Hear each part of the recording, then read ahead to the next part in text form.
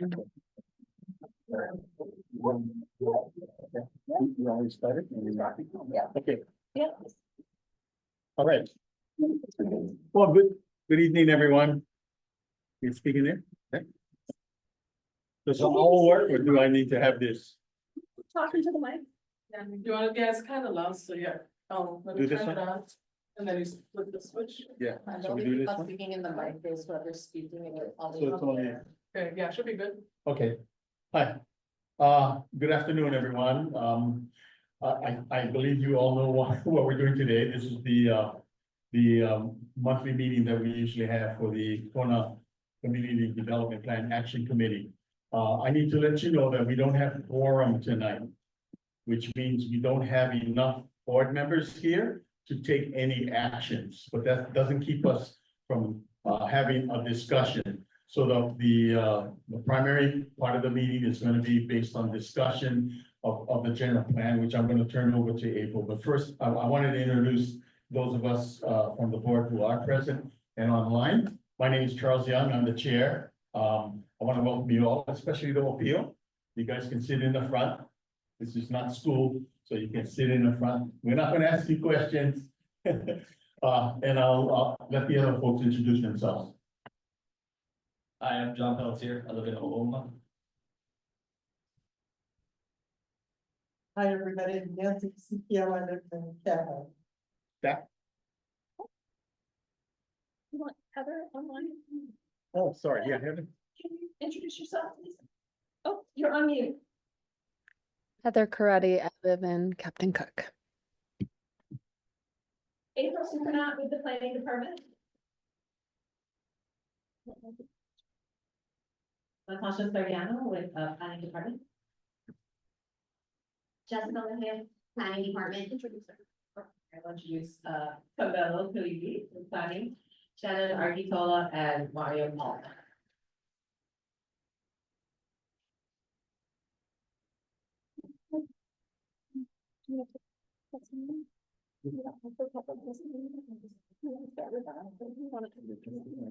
We can testify, we can present, you guys just can.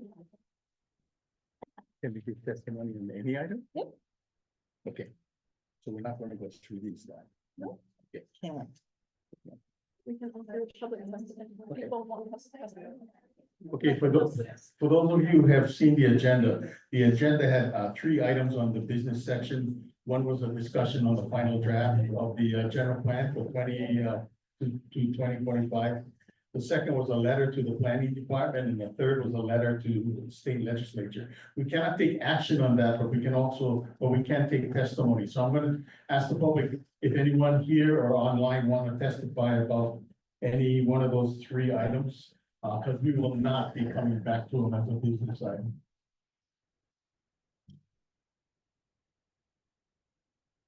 Mr. Chair, I wanted to provide testimony. This is Chuck Flaherty.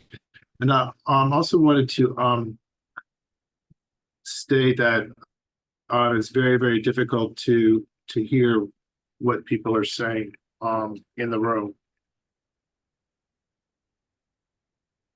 So Does the mic help, Chuck? I'm sorry. Does the mic help? I tell you what, I'm just going to go ahead and give my testimony. Since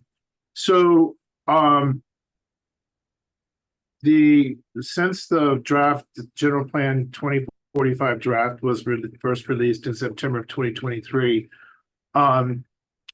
myself, members of the public, have been asking that some sort of document be produced that would show what goals, policies, standards, courses of action within the current general plan have been carried forward, where they're located, if they have been or if they have not been carried forward.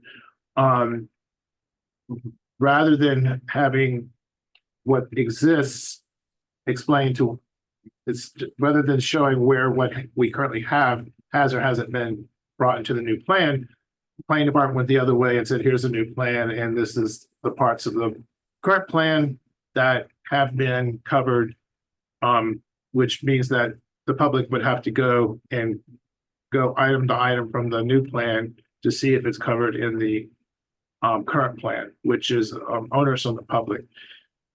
In addition, the land use map, there's no listing of the map changes. You would, the map that's on this online software package, you have to click on, you would have to click in the previous draft on every single TMK to see what's been changed.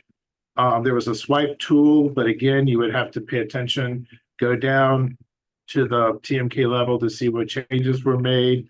Also, you could not print off maps from the online map, so that made it very difficult to work with as well as far as documentation. The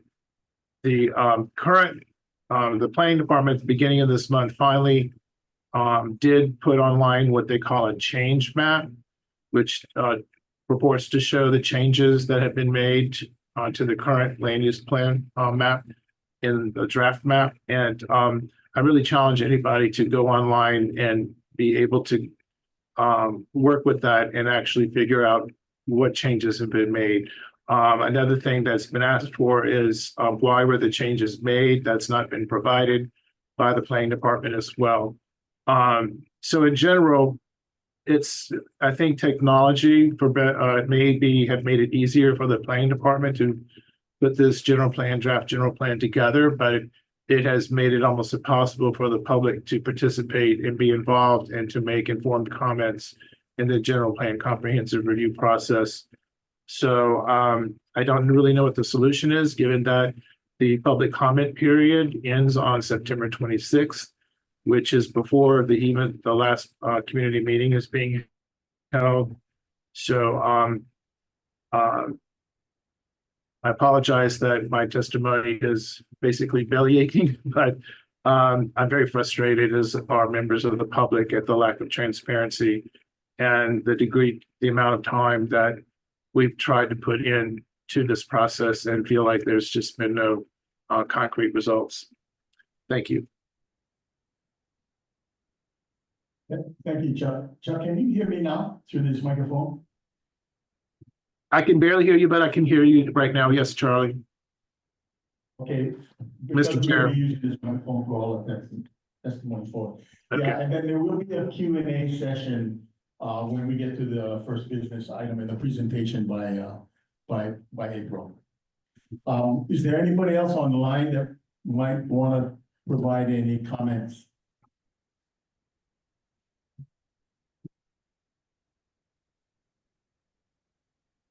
Okay, hearing none, we'll go to the people in the room. I think we had one person signing up to provide testimony. That's Josephine Kelly Pio, and I'm just wondering if you want to speak now. There'll be time to speak on at least the first item, the business, on the general plan, if that's what you're interested in having comment on. But we probably won't be taking testimony on the two letters on there. So. Yeah. Okay, so general plan. Yeah, any questions now, or we can start the presentation? Okay, very good. Anyone else? Yeah, Lamaku. What is the letter? Well, you're gonna have to look at what's stated in the agenda, because we're not gonna be able to bring it up as an agenda discussion item. Not today, but it'll be in another meeting. Yeah, when we do that one. So if there's no other questions or comments, I'm gonna turn it over to April, and she's gonna carry through with the presentation on the general plan. Thank you, Uncle. Thank you all for being here. Just a raise of hands, if you don't mind, how many of you have either attended one of the workshops or has viewed the recording that's online that was on the agenda? Workshop, okay. Okay, great. So I am gonna, since a number of you have not watched the recording or attended, were not able to watch the recording or attend, I will go through a short presentation to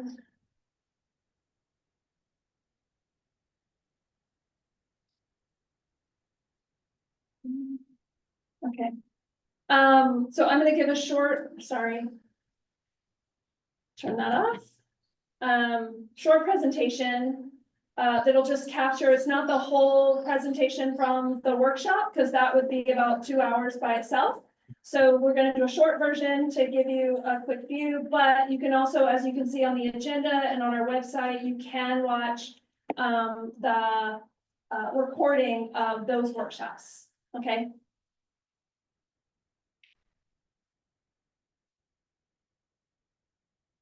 Just a second while I share screen. This one. That showed up.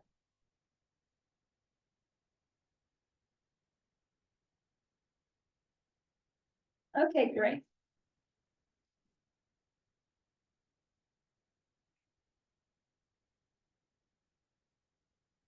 All right, here we go. So just to understand that the purpose of the general plan is an overarching, broad, guiding document for the whole county of Hawaii. So we call it the umbrella document because it kind of oversees everything. It's very high level. It's not intended to get into a lot of detailed, and it is focused in a lot of ways, and we'll go through a little bit of that. But it's very high level policy guiding document that we use within our county. And what falls under that, as some of you may know, of our community development plans, which tonight is also an action committee meeting, which their Kuleana is the Kona Community Development Plan and the North and South Kona areas.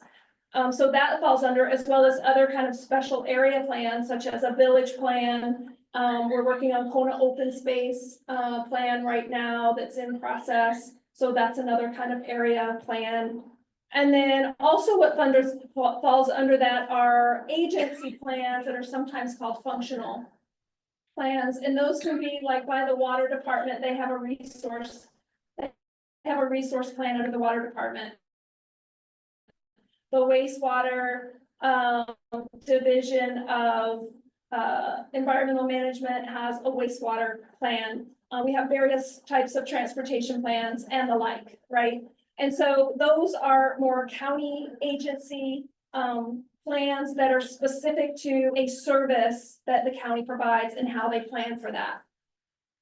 And then it gets into more detail with regulatory measures such as the county code and administrative rules. So that tells us how we put all of those plans and policies into play. That's where they actually get implemented, is typically in code. And then administrative rules is the process by which the code is interpreted. And then it goes into permits where things actually happen on the ground. Somebody's building something or someone's putting in a road or things like that. And then the capital improvement plan under the agencies, that's really how the agencies implement. So they have to find money. They have to put that in a budget called the capital improvements program. Some things may go in operating budget, but mostly to implement projects like to put in a regional park, for example, or to build a new road or improve a road, those happen in the capital budget. So in looking at the overall process for the general plan, there have only been, in the history of the county, there have only been 3 general plans.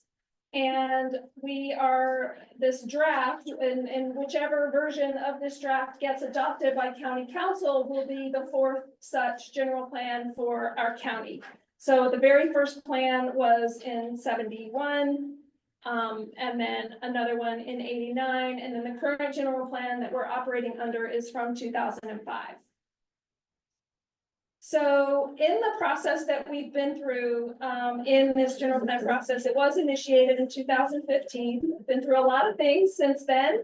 A couple of big disasters, COVID, and some other things, but we've also produced several drafts. So there was a draft of the policies in 2019. That was just an initial draft. There was a draft that came out in 2023 that many of you may have seen and been a part of. And then we have this final draft that's out today. And a lot of the outreach, this is just a very minimal kind of recap of all of the outreach that we've done under each one of these phases, but there's been a lot of outreach and a lot of input that's gone into each phase of this process. What that translates to is a lot of workshops, community, and what we sometimes have called roadshows. They've been called various things throughout the process. Trying to get creative and have fun with the types of meetings that we have, action committee meetings, a lot of county council meetings and updates. We have some council resolutions that are being addressed or have been addressed and will be released very soon. There's been a lot of public notices, landowner meetings, and a lot of public comments that we have also received, and participation in all of these other meetings that we've been doing. In terms of where we are in the process, we're doing all of these public workshops and community meetings, such as tonight. So we did 3 larger workshops. One in Kona and Hilo. This was in North Kona, and then a webinar that was online a few weeks ago. And then we're visiting all of the other regions around the islands to have a conversation similar to what we'll do tonight. And then what to expect next. So it was released. We did the workshops. We're now doing public meetings as well.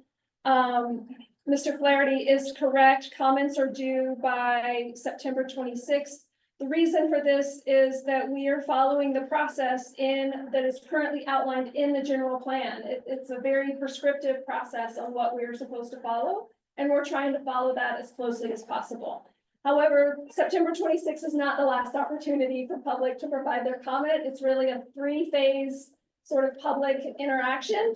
So we have this initial one. Then we will submit it to Planning Commission, and additional public comments will be taken during the Planning Commission process, which is about 5 months at Planning Commission. And then once it goes there, it will go to County Council, and there's no way for us to predict how long it will be in County Council. But in each one of those hearings, before and during each one of those hearings, public comments and testimony will be taken as part of the public process. And then, as many of you probably already know, and we have links on the agenda for this meeting tonight, is to our website. The overall planning website from the county looks something like this, and it lays out what you don't see above. This is just a clip, but it lays out the timeline and what's happened. If you click on the little arrows on the right, you click down, and it gives you a whole menu of what's happened during that time frame. So it lays out the entire process over the years that this has been happening. And then the document itself for public comment and the maps are on a different website, which you can also access from here. The links are on our website, but it will also take you here. And that's where, and I can show you some examples of that. We can go online and pull it up and do some searches on there if that's something you guys would like to do tonight. So we'll show you how that works and what it looks like. So just really quickly, I'm going to touch on the different sections of the plan, but I'm not going to go into great detail on them because it largely depends on the kind of questions you all may have and what you want to talk about tonight. But there is a vision statement in the plan that really is a culmination and a synthesis of all of the community development plans and other master plans that have had a lot of community input. And so that vision really comes from a culmination of all of those different efforts. Other than the vision, there are high-level goals. There are objectives and guidelines, but specifically there are policies and actions in the plan that will be the piece that will give us direction on what and how to implement. One of the things in this general plan that the existing and previous general plans does not have is a robust inclusion of sustainability principles and practices, including cultural sustainability, ecological sustainability, and environmental sustainability. And looking at the outline of the plan, this is what it looks like. So the introduction is largely what we've gone through right now.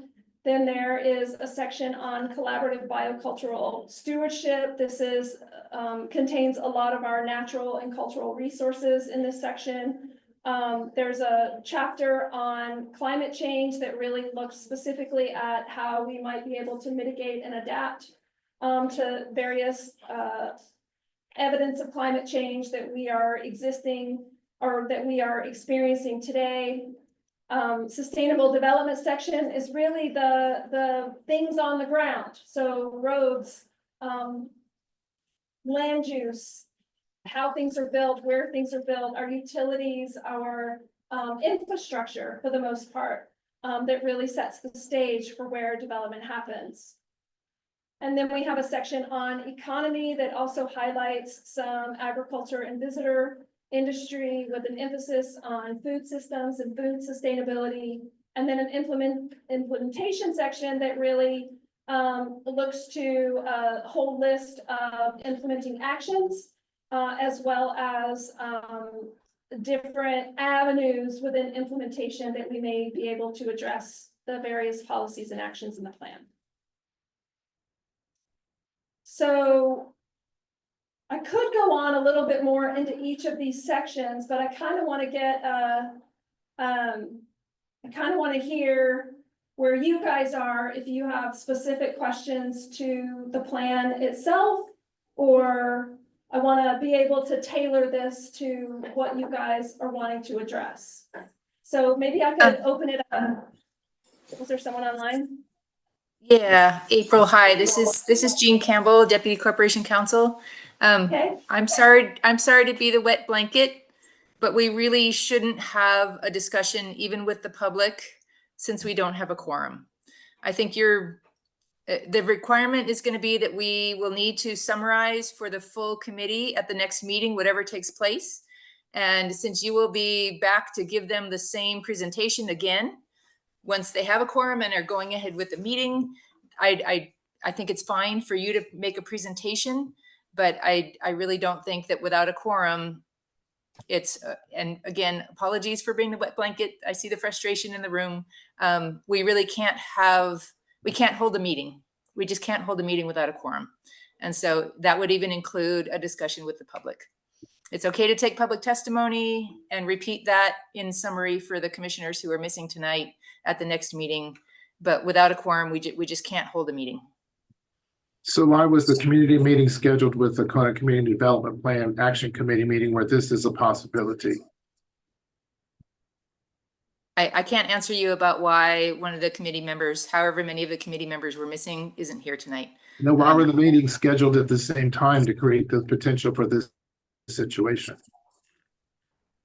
The meeting was scheduled at the same time so that action committee members could attend. So the intention was to be more inclusive, so that action committee members could also attend and hear from more members of our public. So yes. What I will say is we have a number of staff here tonight, so after the meeting closes, I'm happy, I can present some more and we can go through more detail, but I also would like to be able to address your questions, so we can do that, I guess, offline. And I'm happy to be able to do that once we close this meeting. So bear with me for a little bit. Yes, ma'am. Could you rephrase what she said, just so that everybody hears? Understands? Yeah, she's saying because of the action committee meeting. Who she is? Yes, I'm sorry. Jean Campbell is our corporation counsel for the county of Hawaii. Thank you. So maybe what there is to do is, Jean, correct me if I'm wrong, but could Uncle just go ahead and close that action committee meeting? Technically, it has never started because you don't have a quorum. Okay, And I have not seen an agenda for a separate meeting. So was there an agenda published for a separate meeting that was simply about the general plan? If that's the case, and that meeting is just a public meeting presenting the general plan, that would be fine to go ahead with that, but I haven't seen any kind of agenda or anything that's talking about that. I've only seen an agenda for an action committee meeting, and we don't have a quorum to hold that meeting. okay. Well, we have publicly posted the general plan community meeting. So I'm gonna, even though it hasn't started, I'm gonna have Uncle just close the action committee meeting and then we will continue. So bear with me for just a moment.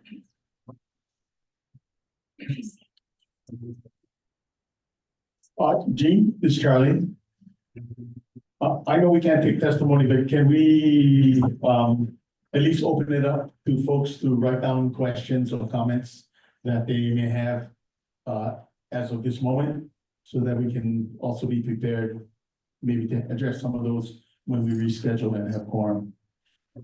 I think to the extent that anything is directed at the action committee, if members of the public have questions, if the committee has questions, I would suggest that you go ahead and submit those to the staff in preparation for the next meeting. But as the action committee, you guys, you can't act as the action committee right now. You don't have a meeting going on.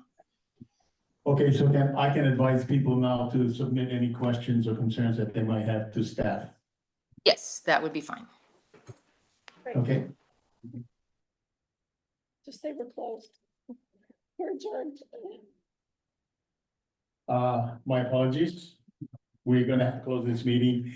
Generally, quorum is, really up to the committee members to step forward and be present. And we weren't able to do that tonight, so my apologies for taking your time. We will have this rescheduled, to the extent I have any authority at all. I'll try and put it back here in the hall and give people more notice. Mahalo. Meeting adjourned. Thank you, Uncle. Oops. I'm sorry.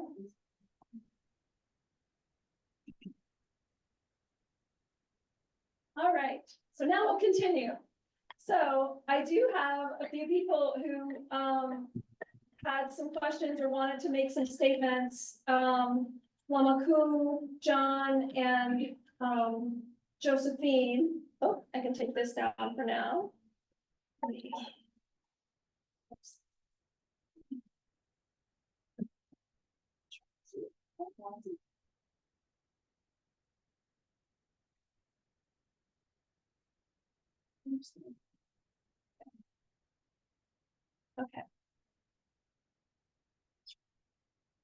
All right.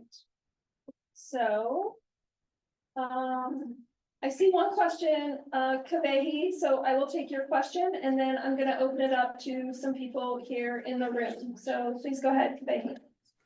Aloha mai kako. I am inquiring to find out if you guys are gonna have a legit committee member attendance for your next meeting, which will be in Ka'u. Correct me if I'm wrong.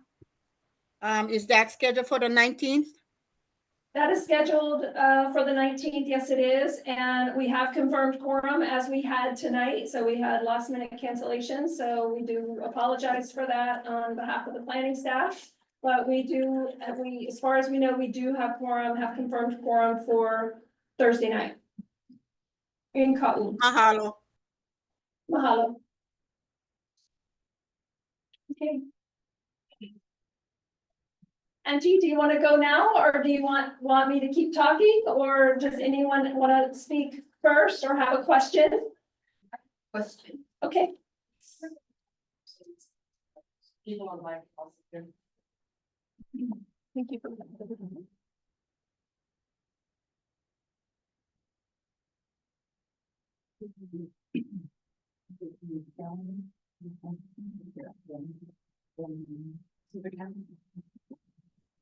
Aloha, I'm Lamaku Mikahala Roy.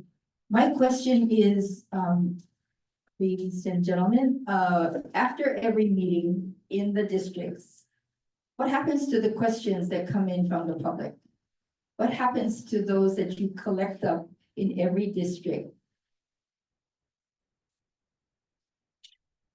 Thank you so much for that. So we are collecting questions and we are gathering and updating a frequently asked questions document that we will continue to add to. Also, all of the comments that we receive will be publicly available. So if you present us with, we can transcribe comments that we hear at a meeting, but if you also provide written comments or testimony of any kind, sorry, I'm looking at the audience, I should be looking at everyone. But those will all be made available on our website. They're starting to really come in, and so we're gathering them and we'll start posting them online. And then we also, all of the comments that are received during this part of the process will be packaged and presented along with the plan to the Planning Commission. And that package will then go with the Planning Commission's recommendations to the County Council. Do you want me to have something else to add, Natasha? Just for clarification, so when we say that we're packaging the comments, all the comments will be available to Planning Commission, as this is the final draft of the director, and will help inform the Planning Commission on whether they will forward the draft onto council. If that makes sense. A little bit more as to why it's not being incorporated into this draft. This is the final draft. Comments taken now will be packaged and inform the next part of the process. So it's not going to be part of this draft. So the question is that the comments are not gonna be part of this draft, and that is correct. As we've said before in the earlier slide, we have gone through at least several drafts with many comments. This is the final draft coming from the planning department and is the director's recommended draft to being put forward. So at this point, any comments is more like testimony. And then also will be given consideration when at commission. Thank you for that question.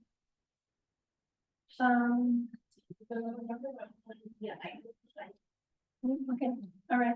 I have a John Barlow, I believe, if I'm saying that. Yes. Do you mind coming and taking the mic? Mariam, can you pass this along to Uncle?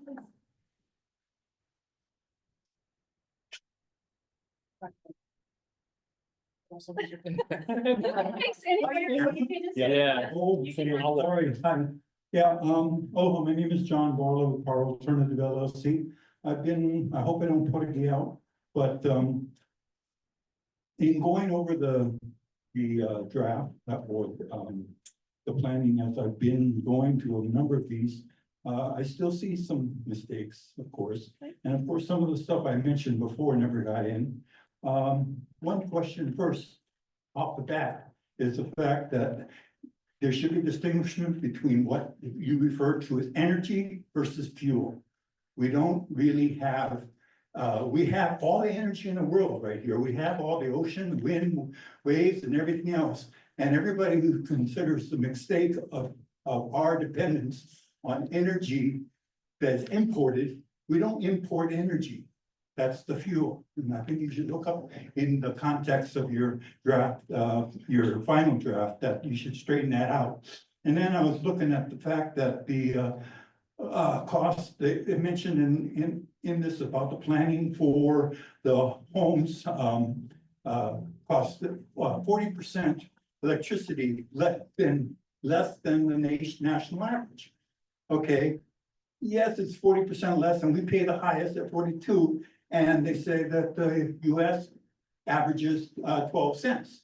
Well, if you keep on going through that particular part, which is energy and electricity, they talk about how if you have 40% less electricity than the rest of the nation, yet the state uses, and it says in there, 12 times more energy than the rest of the nation, then something's wrong with the math.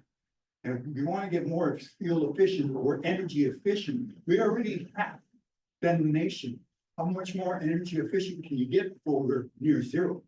And another thing with regards to renewable energy, the draft or the graph I gave to you there, you could see that on there notes every island, how much renewable energy it has per island and its demand. At the very end, it shows that the total demand of says 12 trillion, 12 K gigawatt. I think it should be just 12 gigawatts. But the idea is that the amount of demand that the entire state has is 30% less than what our renewable energy can supply. It's just a tech that we don't supply. And then, of course, Helco and Pico, them guys have the kibosh on it or monopoly on it. Sorry. And oh yeah, we talk about economic resilience with the fact of tourism as the main driver. The thing is, we went through COVID, which a year and a half of planes not flying and just no people, nothing to sell. So I think you should look at the other benefits of being out here and our culture as a conservation or agricultural based economy, get back to what it was prior to when everything was dependent on tourism. I should know, I was a tour director back in the 70s. And a couple more things, hopefully. The history, mass transit. I mentioned this before. We have a history of using rail here on the islands. How come that isn't part of your system? Because it's already in the maps. It's already assigned or has some places where the rail should go in. And not the real expensive stuff like in Honolulu with the heart. The ribbon, what I mentioned here, it's a ribbon track system. Is a very inexpensive, very more aesthetic type of rail system that you can just have like a monorail or hanging smaller cars and lighter cars to move through the long distances, and then just have your hubs in the cities where you have your bus and or cabs and or bikes or whatever. And then hopefully the last few things here, diversified economy. That is one thing we should look into as far as our capabilities as anything that we plant grows. Why can't we go more into our agriculture? Why don't we reactivate the fish ponds and go back to what they had when they had 1 million people of Kanakamo'ole here and feeding everybody? And a thing to get into for the future is this plant-based meat. We can grow all that stuff and make this as an export item from here. It'll grow like nuts. And then I just wanted to say one thing that I found out I didn't know about is did you know that you can get the seed, the seed from the avocado and make that into biodegradable plastic? They actually make that in Mexico, I think. And that's something, we have all these avocados. Why don't we do something? Why don't we make a whole bunch of avocado products like guacamole, avocado oil, avocado chips, avocado mask, I don't know. But then last thing is the circular economy, which is one of the future benefits that we need to do because it focuses on recycling. You know, they're recycling everything now, including electronics and clothes and stuff like that. Part of the circular economy to make money last longer or make things last longer.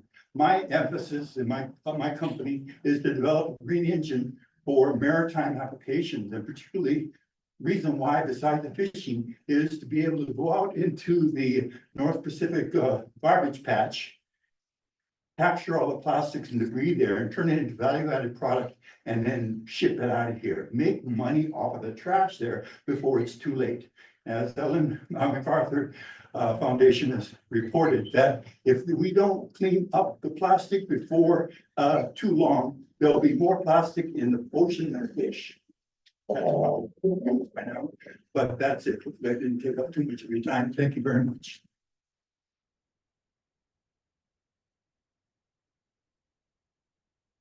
Thank you, sir. Thank you very much. Were there other questions? Uncle Charlie? Yeah. It's citizen Charlie now. Um, You're still uncle. yeah. In preparation for the next meeting, because I'm gonna assume that we're gonna have one, as soon as we can schedule it. I would like to ask that maybe we focus, in the general plan on some of the issues that are really, pertinent to Kona specifically. And from what I am, the circles that I travel in, I think the traffic issues, are one of them, the infrastructure. It's gonna be, affordable housing, reducing the number of vacation rentals that are impacting us. We all know about the disparity between income and cost of living. I don't know that that's something the county can do. But, and to Chuck's point, maybe we can try and highlight where the language was changed from the old to the new, and that may be too much of an ask, but I think if we can at least focus in on some of the topics that I feel West Hawaii's gonna feel more interested in, notwithstanding what was just presented here, so thanks.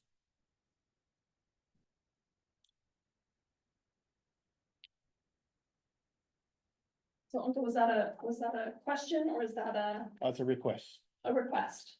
That we address some of that tonight, No, the next time we, get together. yeah, next time we Prepare for convene, yeah, and Okay. prepare if you can. please. Okay.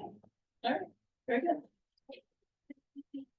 Yes, I can either repeat your question or you can come talk into the mic. What would you prefer? You can either talk into the mic or I can repeat your question. What would you prefer? Okay. So after Mr. Barlow was done, it got me thinking.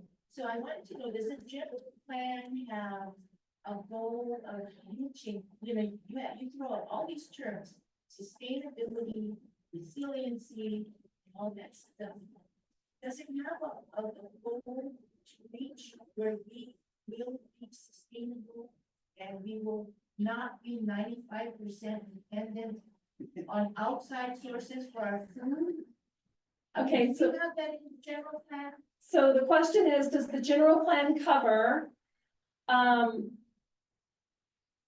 if the general plan addresses in goals or otherwise, the need for the county and our residents to be a lot more sustainable? You said 95, 95%, where when we can exist here without importing everything that we use. Costco. Right, Yeah. right. It does to some extent. It does not reach all aspects of it because there are much bigger things at play in that conversation as well. But the point is, how can we as residents of our island, depend less on some of those things, and how can we produce more circular economy, like Uncle said, is exactly what it does speak to, of how can we create more local economies to provide what we need as residents, which would then have an effect of being less dependent on outside products. Yes. Food sustainability is a good one. We have very little food stores on our island. If we had a really massive, shutdown of some kind, it would be devastating because we don't have enough unless you grow your own food, like some people in the room. We don't have enough to sustain everyone here. Do you want to add? Yeah, so in our section is that, in agriculture or in the economy, we have, as an opportunity in thriving and diversified regenerative economy is, diversifying the sector that addresses food security. So I think that's what you're talking toward, food security. So when we have regenerative agriculture and a regenerative economy, we're hoping that the policies that we have under those two sections will get us there. But as for a solid number, like it was said, we don't have a solid goal number. We do have other, maybe performance measures in our implementation section. So that's something we can look through a little bit, and I'm sorry, that's not the part that I wrote transportation, but we do have policies that speak toward that food security piece that you're talking about. No, and I do, you did the transportation and I listened to you twice. And You have a question? yeah, okay, yeah, so, you talked about, how you wanna transition and, probably I will never be there, it's so far in the future, but you talked about transitioning to people doing more walking and riding bike or catching the bus and all of that. I gotta laugh at that. I mean, it's almost like a joke because you live here in Kona and you see all these luxury vehicles.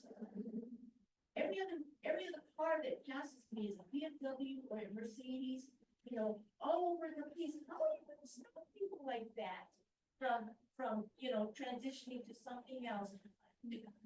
Right now, I saw the ugliest car ever in Kona. The Cybertruck? Two of them, one black, one silver, one, obstructing our view. I mean, it's ugly. So the question, to summarize your question is how feasible is it do we think that we would get everyone to get out of their cars to be able to walk, bike, or take mass transit? So my answer to that is, again, that's another place where we don't necessarily have a specific goal. So it's not gonna be 100%. But there's a notion that if even 3% of us get out of our car, it'll have at least a 30% effect on traffic. So that it makes everybody's life better. So the goal isn't to get 100% off of vehicle. What we're really trying to do is give people who don't have options to get those luxury vehicles, to be in a Tesla, to be in a Rivian, right? That they have more choices than having to buy a car. Because even buying the cheapest car, even buying your jalopy, can be a lot more burdensome financially on you than if you had a bike, or if you were able to walk and live in a community that you could walk within a 1 mile radius and be able to go get food, or be able to go to either your job or classes. Now, that's not to say all of your trips are gonna be within a 1 mile radius, but so transportation has to work really closely together with land use on that. So it's really trying to give people options to make changes. It's kind of like health, right? Like, I got diabetes. I'm not gonna just go and eat a salad every day. That's really not sustainable for myself. But it's always, the doctor tells you make these little changes. So it's the same thing as the system on the whole for transportation, is if we make these little changes, the system as it operates as a whole will change, hopefully for the better. So it's not about getting everybody out of their cars. It's giving everybody an option to make that a more attainable thing for them to be able to do, to give you that choice. Does that make, we can talk some more after. But, I mean, I know where you're going, it's just that it's kind of laughable when you watch more people moving here to Hawaii that live that traffic lifestyle. Yeah. Okay, and that's what they expect when they move to Hawaii, is I'm still gonna drive my Mercedes all over, I don't care, I don't care about anybody else. I'm paying my taxes and all that. So, when you lay this down, they're not gonna follow it, forget it. They're paying the taxes, they know they can pay they can afford their gas. Their electric cars and everything. And they will pay for the road too and all of that taxes. So, and then we're gonna enjoy our mass transit and my bike path. The transportation section. Yeah, so we can talk a little bit more, but, Just real quick, I was reading through it, and you said, I think if I remember correctly, you wanted a 54% Yep. increase in ridership Yep. of a bus. Yep. Have you been that bad? yes, we did. Even as cheap as it is, still you're not gonna get people to ride on that. And I don't see how you can project trying to get 50% more when what people can afford to do it now, and it costs you, instead of like it's $2 for this one, still, right? Right, currently it's free. So the question you have is, so the question, I'm repeating your question, is a 50% increase in ridership on mass transit feasible? And I will say yes. And here this, yeah, that's what, okay. So let me get there. But it costs $8 per person to make them run the bus. Yeah, so hold on, so to your first question about 50%, yes, it's achievable. And why I say that is because in 2018, when Mass Transit did their master plan, in their executive summary, they had from 2000, at the peak ridership, which is about maybe 2010 to 2018, Mass Transit had seen a decline in ridership by 1/3, okay? So here, I have 3 fingers up, 1/3. If I take away 1 from the 1/3, right? And I wanna go back to increase to what I had before, that's 50%, right? That's 50%. So I wrote that, I'm gonna be honest, a little bit cheap, but also a very attainable goal, okay? And now, with the Mass Transit Master Plan, and if you ever have time to look through that, it's really focused on making a system that you could hopefully in the future be able to do your first and last mile either by biking or walking, because you will be in a 1-minute distance from a bus stop, and then be able to take your ride. Other investments we've made is with the last 2 administrators, or with this current administration. Administrator is the word I'm looking for. They've done a lot of grant writing. And so currently, and I think until at least the end of 2025, and hopefully we'll be applying for to continue the grant, Mass Transit is free. Mass Transit is also free, and if you ask for a bike share code, you will also have free bike share ride for the day. So if you get on, it's free, and then you ask for your code, and you can do your last mile to whatever destination you have in Kailua on a bike. So we're trying as a county really hard to make this possible. It's still gonna be hard. There's an introduction of e-bikes that hasn't gone live yet because we're still working out the insurance part of that. But that is also gonna make it easier for you to get up some of these hills, like you said. It's gonna be hard, right? It's gonna be hard. The terrain here is hard, but a lot of technological advances in those things can help us push the needle in that, just the way technological advances in car making and vehicle making has pushed us into a car economy. So we're hoping with the policies that we have, we can move toward that future. Okay, comment on the plan and a different subject? Yeah. For that purpose, should I also come forward? Yes, we want to. We know you're not shy. We know you're not shy. Yeah, okay. And maybe just for the record, I'm Colin Gaola Childs. And I did not sign on a paper. My comment is in the context of the role of the community development plans, the CDPs, as we often call them, the regional plans. And because under our county way of law, the general plan dictates, as I understand it, the general plan dictates what the community development plans shall cover and how they shall approach things. And that's done by the general plan itself, saying so each time that it's adopted or updated. It's not in the code.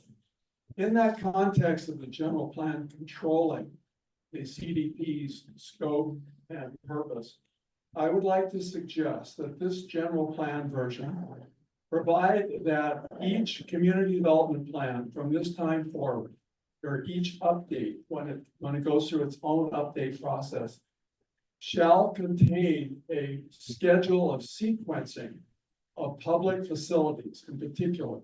Private, you can't schedule what private people are going to do, but you can schedule public facilities in a sequence over time of in each region what should be, and this is where the public can really get engaged. Which park comes first? Which senior center comes first? Which road extensions come first? And then which ones come second? Things of that nature, of that specificity. The reason that's important is that right now we have all these wonderful statements in each CDP, Community Development Plan, and the general plan, everything that should be taken into consideration. And we have a basket full of, quote, priorities, but which ones are actually first with a limited amount of money? that we actually have in a county budget, federal grants, however we can get it to do things. Which ones are the most important?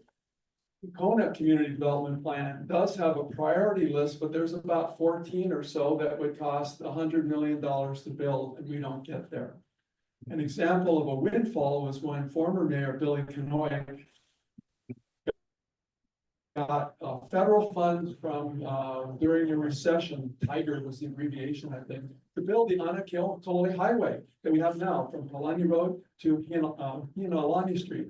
That was mostly federal money that fell because of that and the mayor's aggressiveness to pull that. You can't put that in the budget 5 years ahead. But you could state the priority for if and when somehow we could do that. And if no can, you could at least go to number 2.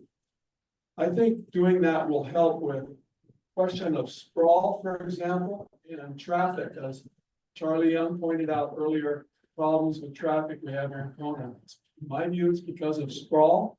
50% of it's just from old subdivisions like Ocean View and everything in between. And 50% is that we tend to okay somebody who has a good package proposal in any specific area. We're seeing that currently with a project that's above Laco Street intersection. I think it's called Royal Vistas, whatnot, and the public displeasure with that being added to that traffic. It's perhaps a good idea, but not in the right place or right time. This is where CDPs, Kona, Kua, and even in Kau would help all of us if there was a priority ranking. So in summary, I ask that and I know it won't be in a change to the draft, just going on to commissioners' comments for review, that the general plan have language inserted requiring that all CDP updates shall include a sequencing of public facilities that are preferred by the people of that CDP. Thank you.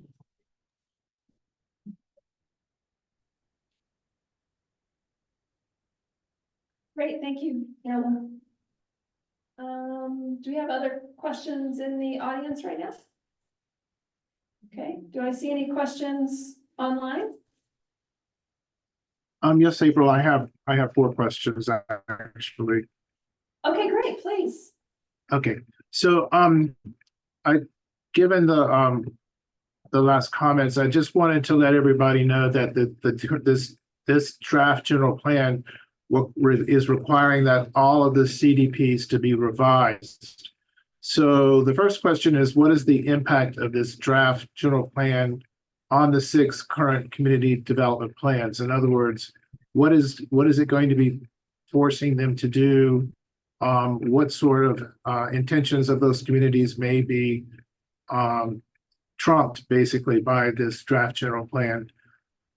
Also, what is the impact of the passage today of the accessory dwelling unit bill on the draft general plan, where up to 3 accessory dwelling units will be allowed per lot in the urban and rural land use districts? The third question is, over 400,000 acres of agriculture is being removed in the land use plan map that's being proposed in the draft plan. Where the question is, where are the largest areas of these changes? And the final question is, why has the planning director moved the Hokulea project into rural before the State Land Use Commission has considered Hokulea's petition to the Land Use Commission and before the project has conducted a supplemental environmental impact statement? Thank you. You're very welcome. So you may have to repeat some of those questions for me because that was a lot. No, I'm sorry. I'm sorry. So I thought we were going to get one at a time. So the first one, hit me with your first one, was the CDPs. How does this general plan affect the CDPs? Yes, ma'am. Yes, ma'am. Okay. Yes, Okay, ma'am. perfect. Okay, so the CDPs are adopted by ordinance and they stand as they are, just as the current general plan, which was adopted in 2005, is adopted by ordinance and stands as is. Until or unless this, whatever new general plan is adopted, those absolutely stay in place. even after the general plan, the new general plan is adopted, the community development plans still stay in place because it does not change the ordinance that adopted those CDPs. So those CDPs stay in place. Then we would hope to start working with communities to revise and update their CDPs. Some communities are already starting that on their own. And that future CDP would reflect or be consistent with their goals and values in their community, but to also be guided by the general plan as adopted when it's adopted. Does that answer your question? So the general plan does not supersede the existing CDPs. But once it is adopted, if there's a conflict between the newly adopted plan and the CDPs, the way that it works is the general plan prevails, correct? Correct. Okay. And the second one was the impact of the accessory dwelling unit bill on the draft general plan. That will be a question for Planning Commission and County Council. I don't know if they're gonna recommend changes based on that bill, but that the general plan was not drafted with that bill in mind. That bill came out separately during this overall process. So I don't know how Planning Commission or the County Council will choose to reflect or not that bill. Either way, that bill is now in code. And so that code is law and is allowed. So, yeah. Hopefully that answers that question. So what was your third question? I started writing and then I stopped. I'm sorry, it was on according to the scenario. Yeah, the third question was about the 400,000 acres. One more time. And the 400,000 acres being removed from on the agriculture. Yes. So a lot of that agriculture was in the largest areas were in high elevation areas above 2,500 and 3,000 feet and largely forested and are now, if they were not already in state land use conservation, they are now in, we're proposing that they be under natural. Which allows. Okay, thank you. Natural allows agricultural. Yeah, so if there is agricultural activity, it's still also zoned ag in many cases, so it still would allow for some agricultural activity, but particularly those areas that are in dense forest and have native canopy, they were put into the, or proposed to be in the natural designation. Okay, thank you. And the last one was with regard to hopefully being moved into rural. One more, your other last question was hopefully, yeah, into rural, yeah. So it appears to be developing, it does still have some agricultural uses and putting it in or proposing that it be in the rural designation does not change that underlying zoning. However, the way it's starting to be used as more of a properties in there and there, it's already divided in, much of it is already divided into relatively small lots. And so that is the definition of the rural designation. And the plan, as we also talked about in the workshops, one of the goals was to try to better utilize rural,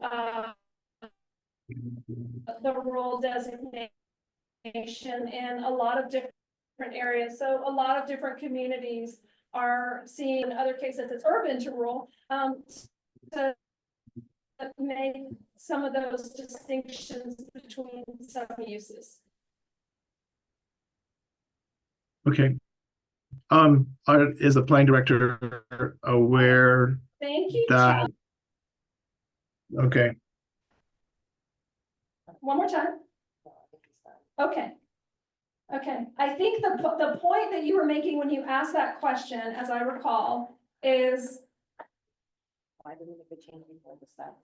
before the state land use, because again, it's about the use that it's developing into and perhaps was intended as the development happened. So whether or not Hokulia goes forward with that state land use application, that's largely on them and be it the county or the state to urge them to complete those conditions.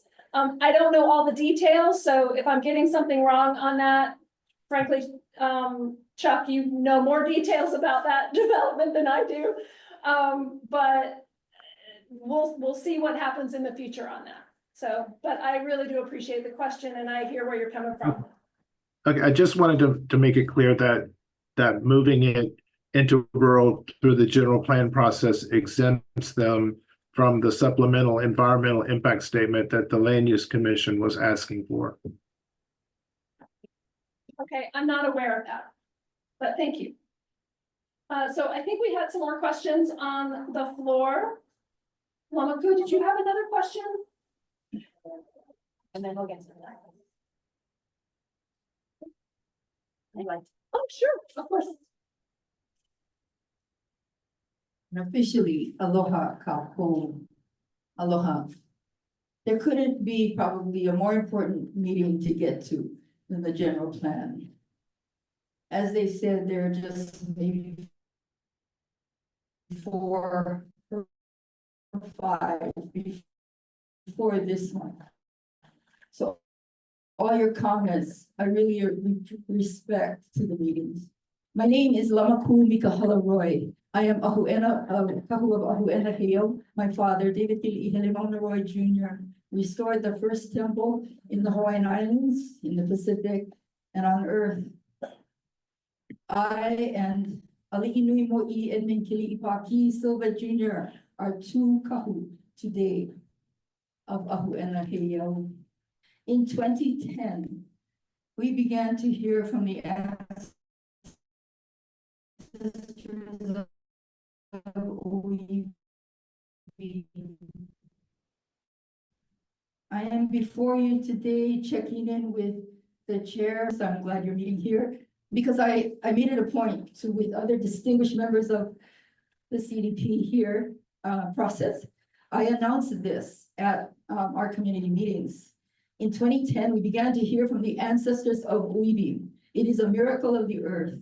You know, like the miracle of Fatima, the Lady of Lourdes. This is nothing short of that. We have heard from the ancestors. I now have volumes of what they report. I have also given the information to the counties. In 2021, I wrote to the legislature of Hawaii.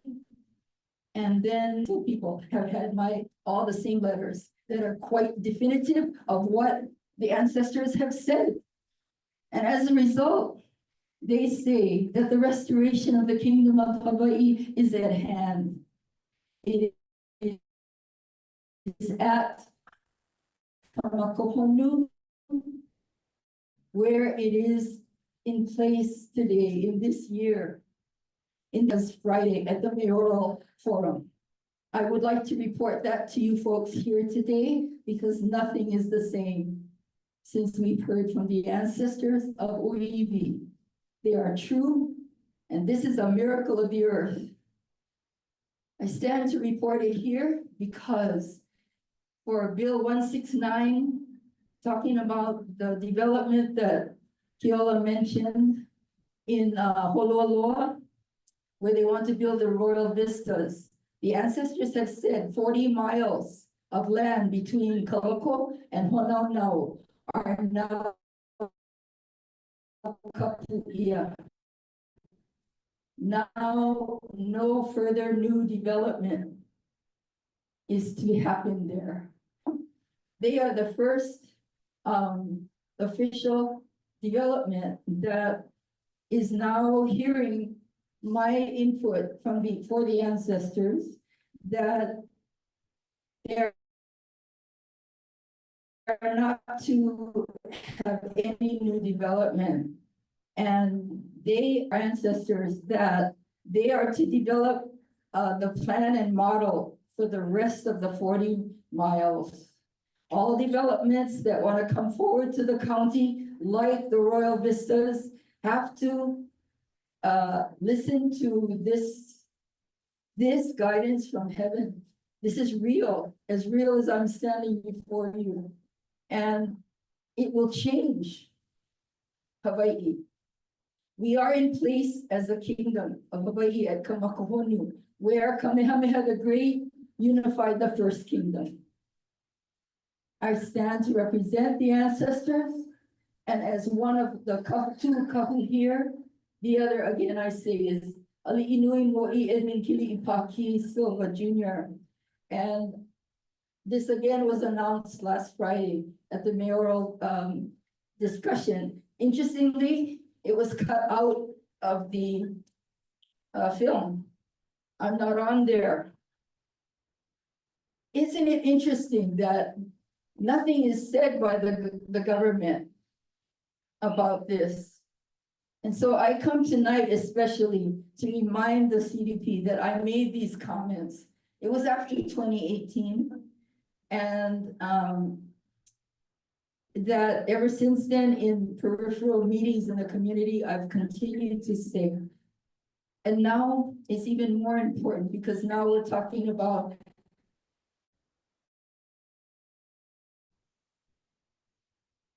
the entire general plan for Hawaii Island, but my goodness, for the whole, much to discuss, and this has, and this will be written out in my testimony. Thank you. By the way, Lamaku means standing torch. It is the name of the people who were chosen by God to represent him. They stand for Akua, and I'm honored to be the first one of the modern era, chosen by God. Lamaku means standing torch. And from the beginning of time in these islands, God says, we are where the earth began. And now the greatest news is that God is healing the planet in the rebirth of this planet, healing the planet and all life on the planet. That's you and me and every creeping, crawling thing. Imagine if we leave it to Akua and work in harmony, we will find the answer. This is what I add into your good efforts. Thank you. Thank you.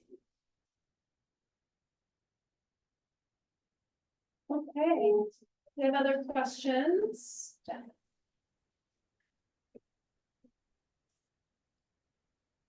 Are there other questions online? Oh, okay, I'm gonna move over to John, yes?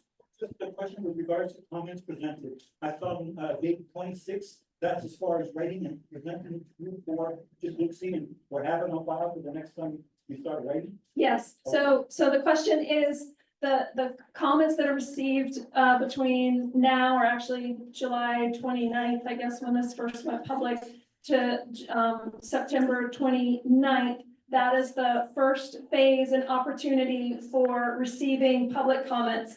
Again, just to be repetitive, all of the public comments received will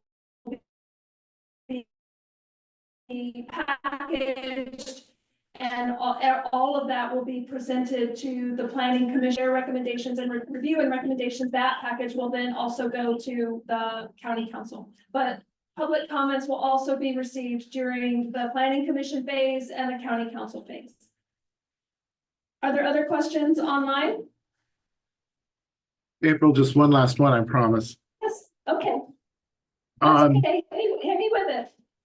So I was disturbed again with regard to Hokulea, the settlement the county signed. Hokulea was supposed to move 5 lots on Pu'uhau, which the Hawaii Island Burial Council designated to be a road mausoleum from the base to the top. And Hokulea has 5 lots on the north slope of Hokulea, and it's showing up in the general plan land use map. Those 5 lots are not in conservation. They're part of the development, and I'm hoping that the planning director will work with Hokulea to have those 5 lots moved into conservation, because it's going to cause it'll be a big mess if people try to buy those lots on Pu'uhau, which is the Hawaii Island Burial Council states is a burial site if homes start being built on there. Thank you. You're welcome. Do you have the parcel numbers for those that you can email me separately after Yes, they're phase 2 lots 26 through 30. this? Chuck? They're phase 2 subdivision lots 26 through 30. Through 30, okay, Thank you. got it, thank you. Are there other questions online? Okay.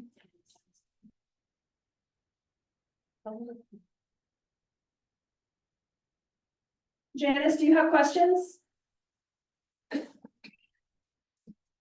Okay, are there other questions in the room? Sorry. Can you hear me? I've Girl, had such terrible. That's okay. Oh, you must have bad service with all this weather and rain. You're not coming in clearly. Hold on 1 second. Okay, maybe it'll catch up with you.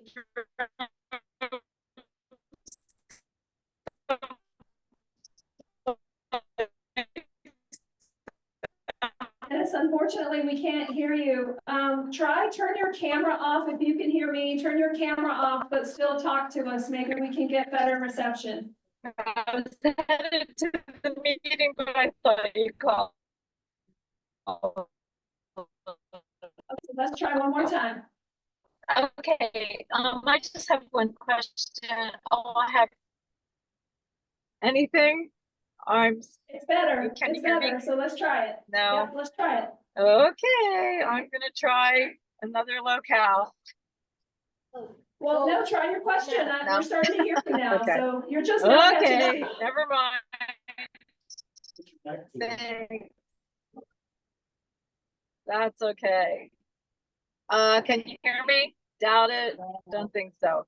Okay, I'll try another spot. I think so. Let's try. Oh, you Let's can try. hear me. Oh, okay. Okay. Give us your question. Yeah. Oh, Give us your question. okay. Can you hear me? No. Sorry. Sorry, guys. Yes. I give in. Yes. I don't think she can hear us. Yeah. We can hear you. Okay, my question first is zoning being changed in the general plan and ag areas, especially changing ag 5 and larger properties to R.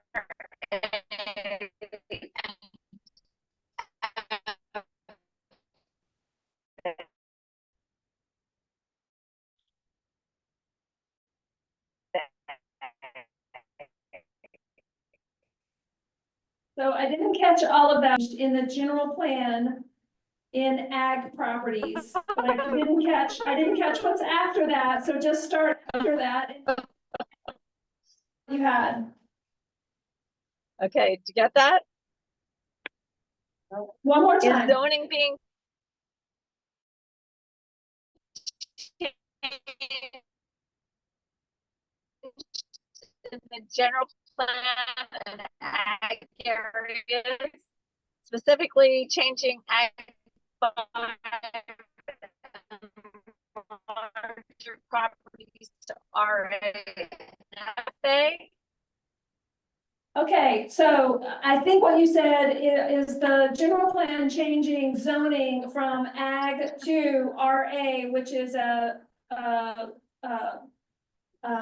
rural designation, but RA could also, I don't know if you meant residential ag, which is a Terrible. zoning district. Okay.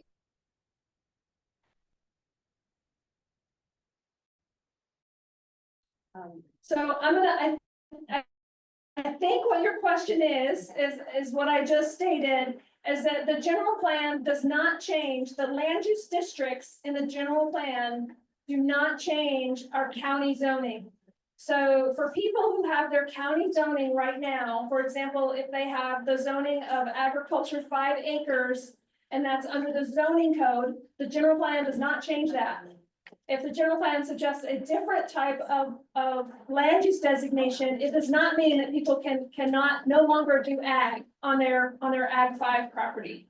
So the general plan does not change zoning. If zoning is to change, that's an entirely different process. The landowner, every single landowner would have to be notified, and they would have to be a party to it.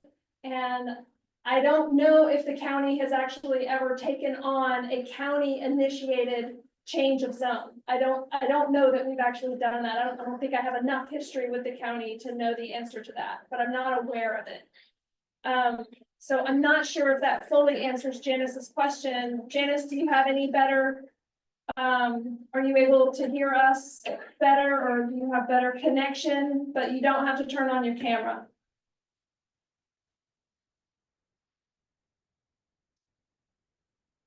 Okay, I'm not sure if she hears us, but I did my best to answer that question. And I can Thank talk. you. Okay. Yeah, go ahead. Oh, thank you. I'm sorry. I'm gonna leave you alone.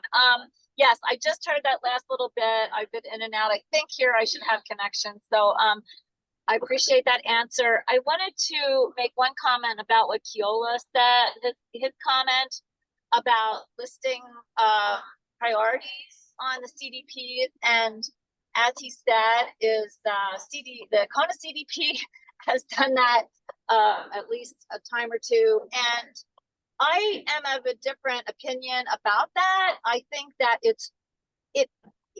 we had the Kona Open Space Network on the top of our list. Well, definitely once for a while, top of the CIP list and priorities list. And I think I think that you have to go for big things, because you can't implement a plan if you can't get the basic structure and all of the things that you need to make that plan actually a plan. And so I'm afraid that if we just take little monies and do a little thing here and a little thing there, then people will be, missing I'm afraid we'll just we just still won't have plans that are really integrated. I think that you can only have, get people out of their cars and all the other things you were talking about tonight and all the things that are in the CDP by thinking big and insisting that the funds go to things like the Open Space Network, TODs, concurrency, infrastructure being in place. So yeah, I have a little bit of a different take on that, but thanks, Kila, for the thoughts and for bringing that up.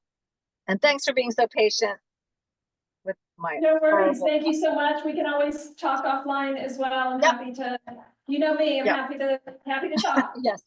Yeah, you are. Okay. Thank you. Thanks so much, Janice. All right. Do we have any other questions or comments for our guests in person? Okay. And any other questions or comments online? Okay, very good. Well, if that's the case, then we're gonna. I have a question. Okay. The questions? Actually, it's a statement that by Congress's law of the freedom of religions of 1978, this is the law that protected the practice of the first faith of the islands of Hawaii. Having into your notes and to the plan as it's being written, the general plan, because I assure you, this is going to bring change. You are not ready for this. This is something absolutely different, and I assure you, it's real. I will show you. And why isn't there a call for the discussion and to inquire about this? Ask your mayor, ask your governor. Why isn't it the case? This is as real as I am standing before you, and it's not going away. The people are knowing about this. in growing numbers every day. The kingdom of Hawaii is here. It is restored at Kamakohonu, where Kamehameha restored the first temple. Only thing we know today, the reason he unified the kingdom in 1810 and returned to Kamakohonu in 1812 was because Kamakohonu and Ahuenahea was the very first temple built on the earth for the earliest of mankind. And this could only come by oral history from the ancestors of Oiwi. Oiwi, I am not a native Hawaiian, I am Oiwi. I am a member, I am a member of the family of the bones. I'm not a native Hawaiian, that's not my language. Oiwi is. I am one of the people of the bones of the Pacific. And do you come from the Pacific? And furthermore, if you folks are not of Oiwi of this lifetime, maybe you were before, and maybe that's what brings you back to living here and caring deeply about this place. With God, all things are possible. And with God, all prescriptions for health and healing are on the agenda. That's the new world here. And imagine, it's right where we live. This is the newest important information. It needs to be written after. Please record and please make note of this, because this is the biggest news for this time around for this general plan. Thank you so much. Thank you. Okay, well, with that, I think we'll bring this meeting to a close. We really appreciate you guys taking the time to spend this with us. I'm happy to hang around and talk story for any of you in person who want to talk on the side, but otherwise, we'll bring this meeting to a close and stop the recording. So thank you all online who were able to attend. Thank you for those of you in person, and we will be in Ka'u, we'll be in Pahala on Thursday evening, same time, 5 o'clock, and we'll do something very similar for that community. So thank you all very much. Charles, remember when all the meetings started with prayer and closed with prayer? That wasn't so long ago when general plans were talked about. It's amazing what changes in the